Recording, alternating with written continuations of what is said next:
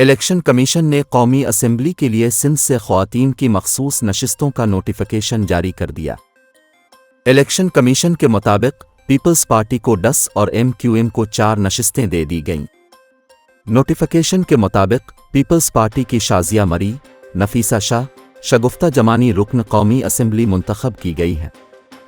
इसके अलावा peoples party की शाहिदा रहमानी, शहला रज़ा, महताब राशिदी, मसरत मायूसर, महरीन भुट्टो, शाजिया सोबिया और नाज बलोच भी कौमी असम्बली की रुकन मुंतखब हो गई है। इधर MQM की आसिया इसहाक, निघत शकील, सबीन गौरी और रना अंसार रुकन कौमी असम्बली मुंतखब हुई हैं।